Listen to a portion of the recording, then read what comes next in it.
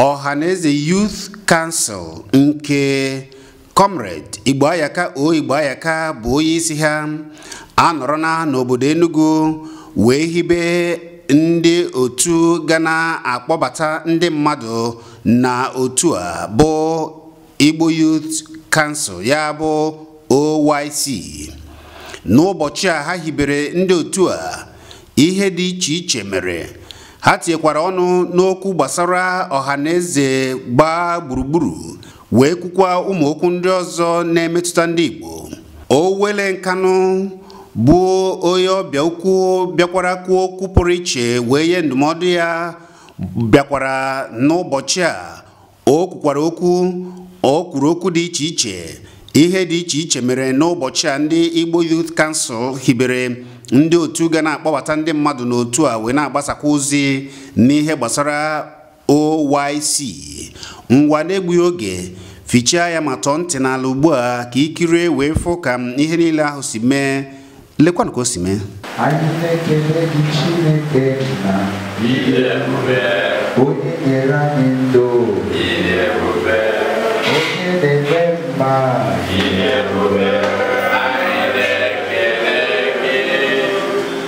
Chineke anyị ekele gị, gị onye duru anyị n'udo, gị onye kwadoro n'ọgbakọ ya bụ ihe nke ga-adịghị taa. Anyị si gị nara ekele n'aha Jizọs. Anyị ekele gị n'isi obodo anyị Naịjirịa. Anyị ekele gị n'isi obodo anyị Enugu steeti bụ ebe a na-eme ọgbakọ taa. Anyị ekele gị n'isi ndị niile na-achị achị. Anyị ekele gị maka Ohanaeze. Kelezikwa gị maka Ohanaeze Youth Council. Kelee gị maka onye isi nke Ohanaeze Youth Council. Chineke nara ekele n'aha Jizọs. Dịka anyị ga-aga n'iru ugbu a n'ọgbakọ papa bịa were ọnọdụ. Dịka ihe niile gaa nke ọma, wezugara anyị ihe nke na-esighị n'ebe ị nọ. Atụmatụ ọbụla nke agaghị ewetara otuto Jehova wezuga n'aha Jizọs. Ka mgbe anyị ga-eweta ihe omume a na njedebe Jehova ka anyị si na-ede mma. Ụmụ nwanne anyị ndị nke nọ n'ụzọ papa Jehova n'udo n'aha Jizọs Kraịst bụ onye nwe anyị. Ịma ifu ndị pastọ ị na-agba biko kọrọ na pọst n'aka na ọ dịrị ezi.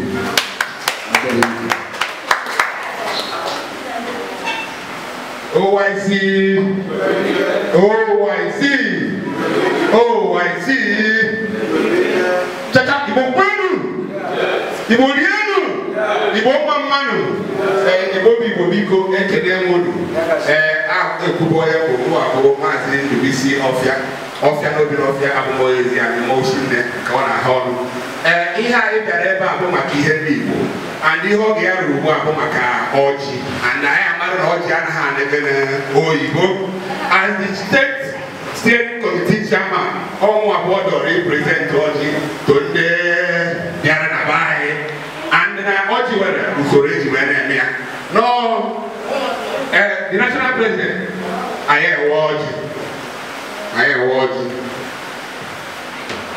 Oh, I see. I'm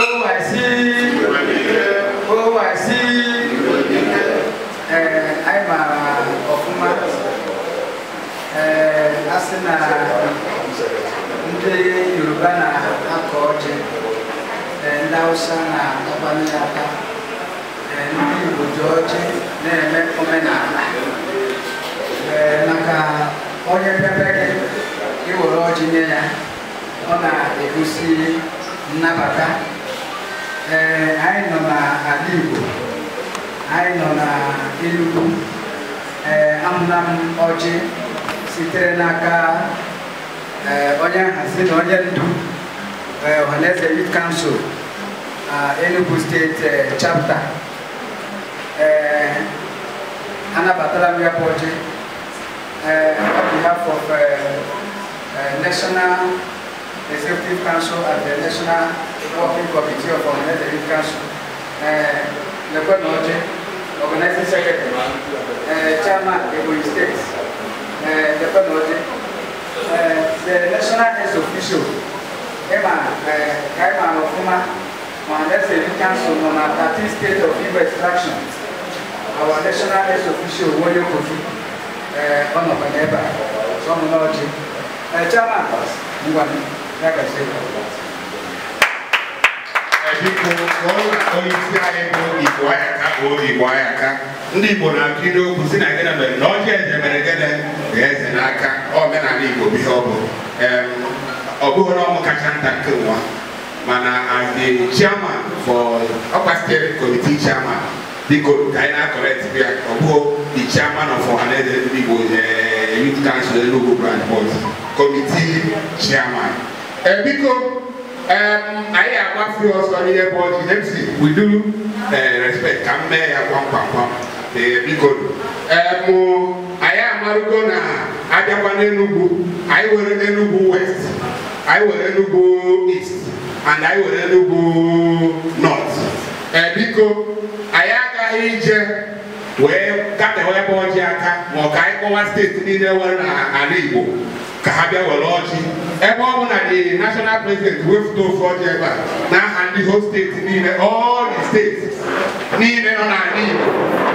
And the national president, Ohanaeze Igbo Youth Council, were Lodge, now, Habiko Corona, Kabiko.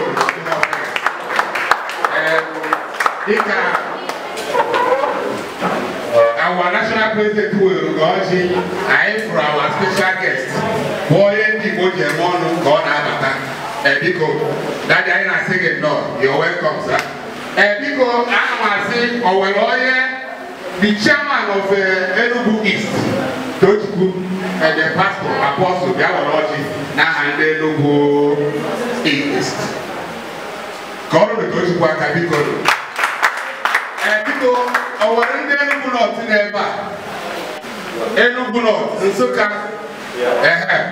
That is because why I have to hold I know Corona, I can be called Enugu North. And one of the chairman, Enugu West, Borobadi chairman, Ohanaeze Youth Steering Committee, Enugu State Council, because Corona, I can never more. In that one, Enugu West. Ojin Jibu, Ojin Desiago, Ojin Duty, Oji River, and Eri and the Ghana Ogo. Toji Kende Nugu East Nina. Igboayaka, and the other one, the Kende Nugu North. You know, what happened to Nina with the North? Hey, because Kaina never queer again. Go, Ndai on a beha, Bonde Nike, Bom, a what? A Panica by Nomato. Nkana by no because Manoni came over and can Manako men who went Enugu again Enugu. I don't know when I on a got that better at the Roger Mahainen women and occasion there. Oh, open the Zona Coordinator, the chairman, where I'm obvious.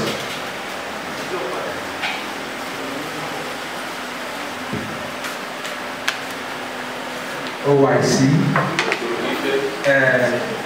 Chineke anyị kene maka ọjị nka dịka anyị ga-ata ka anyị kata ogologo ndụ na ahụ isi ike anyị kata ọganihu na Igbo anyị kata ọganihu na Naịjirịa ihe ọjọọ ọbụla nke ga-achọ anyị ka ọ nọrọ anyị ebe dị aka anyị yọrọ n'aha Jizọs. Oh, I see. Oh, I see. Because ọfọsọ ibi aja na aha Jizọs nke mbụ ka ọ dịrị anyị Igbo mma onye ọbụla gbaza ọjị nke ị na-awụ Igbo n'okwe na ịwụ ahịa n'ọjị ala ọdịgoro Igbo mma ana mbọ niile Igboayaka na-agba ka anyị Igbo dị mma na ọ ga-agbara ya n'onye isi ọma nkwụsịrị ụzọ ka Moses oge eri na the promised land na ọ dị ụtọ n'aha Jizọs maka ọ nọ n'ụzọ ọrụ tacha afụfụ